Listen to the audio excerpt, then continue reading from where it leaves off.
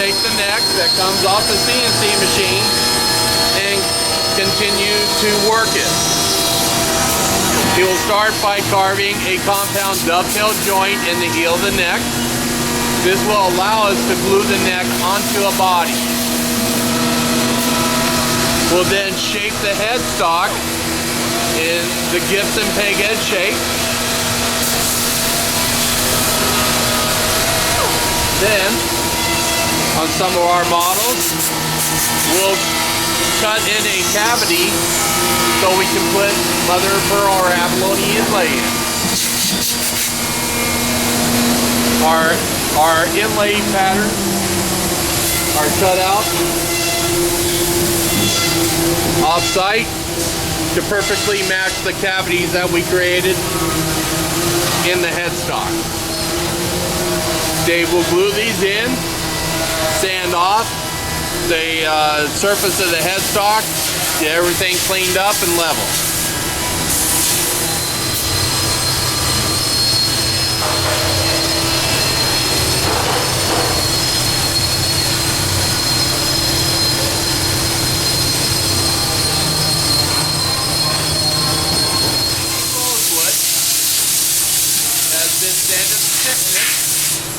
We have index holes. These occur both on the fretboard and on the neck. That's so we can position them on the various tooling to carve. She will go ahead and put these on the CNC machine.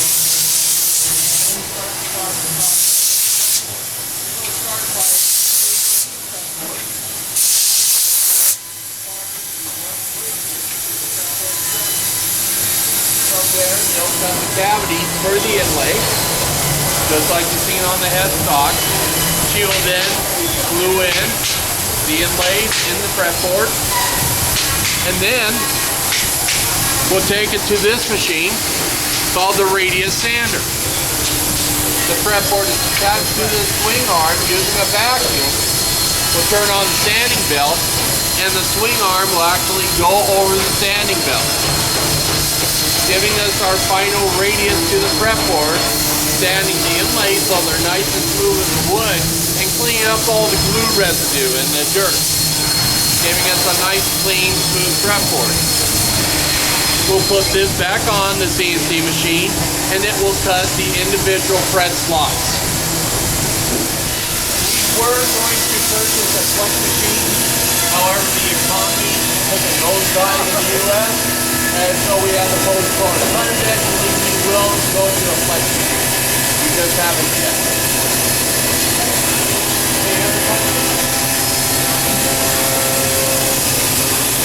Hanno la flex, tanta volta flex molto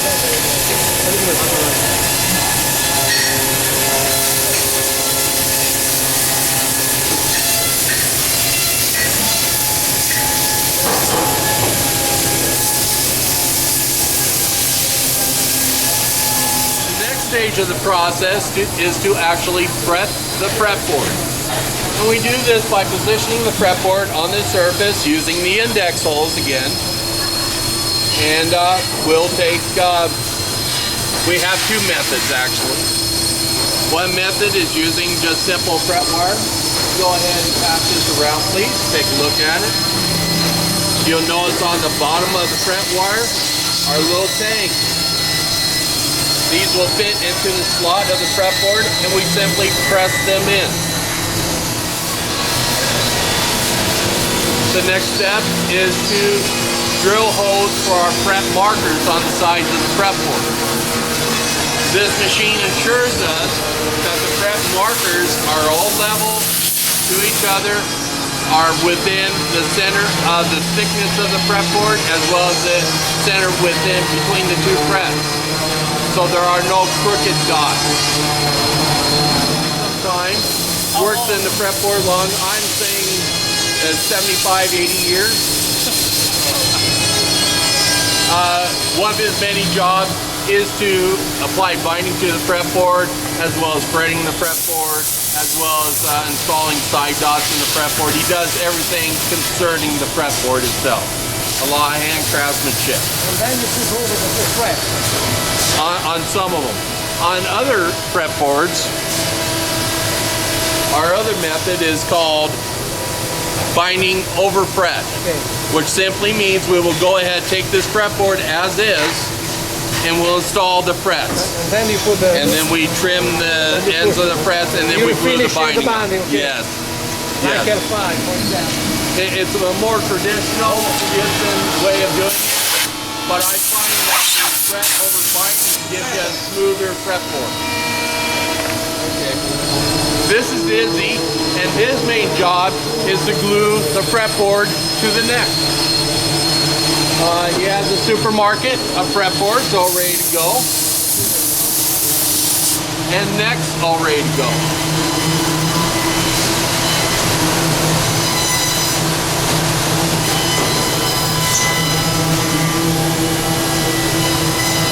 The supermarket of friends.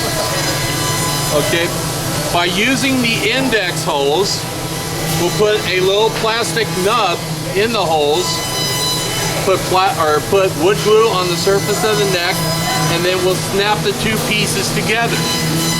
This will ensure us that the fretboard is absolutely dead center with the neck, that we have the proper gap for our nut, and that the body joint fence in its precise location. He'll then put in his pneumatic press, because basically it's a fireman's hose clamped off on either end. Right here.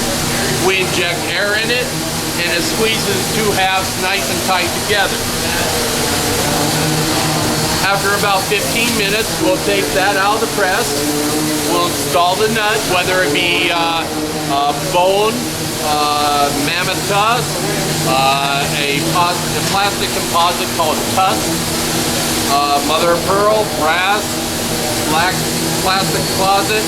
We'll install the nut and then do a rough sanding on the neck to sand out the majority of the machine marks, the glue residue that's left, and just clean it up and get it nice and smooth.